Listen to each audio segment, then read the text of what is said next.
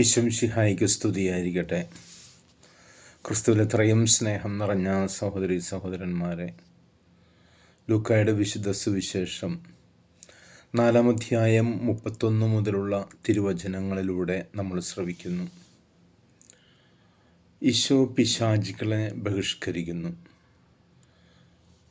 വാസ്തവത്തിൽ മനുഷ്യരിൽ നിന്ന് ദുരാത്മാക്കളെ ഈശോ ബഹിഷ്കരിക്കുമ്പോൾ ദുർവാസനകളും തിന്മയുടെ ആധിപത്യങ്ങളെല്ലാം തന്നെയും മൂലമായി സമ്പൂർണമായിട്ടും നിരാകരിക്കപ്പെടുകയാണ് ചെയ്യുന്നത്.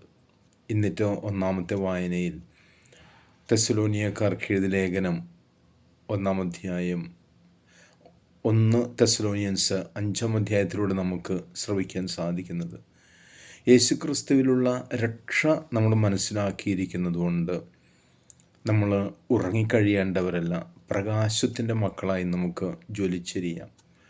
അങ്ങനെ അലസതകൾ വിട്ട് പ്രകാശ ചൈതന്യത്തോടുകൂടെ യേശുക്രിസ്തു സാക്ഷ്യത്തിനായി നമ്മളെപ്പോഴും പരിശ്രമിച്ചു കൊണ്ടേയിരിക്കാം. അപ്പോൾ ഒന്നും മിണ്ടാതെ വിട്ടുപോകൂ എന്നുള്ള യേശുവിൻ്റെ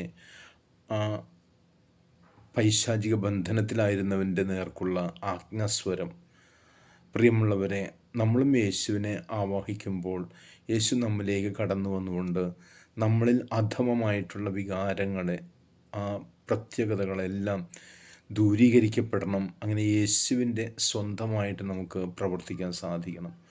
ആകയാൽ ഈ ലോകത്തിൻ്റെ ആധിപത്യങ്ങളോ അധികാരമോഹങ്ങളോ സമ്പത്തുകളോ അല്ല, സ്വർഗത്തിലെ നമ്മുടെ നിക്ഷേപത്തെക്കുറിച്ച് നമുക്ക് എപ്പോഴും ധ്യാനമുള്ളവരായി മാറിക്കൊണ്ട് നിശബ്ദ ജീവിതത്തിലൂടെ ഈശോയെ സാക്ഷ്യം വഹിക്കാം. ദൈവം നിങ്ങളെ അനുഗ്രഹിക്കട്ടെ. ആമേൻ.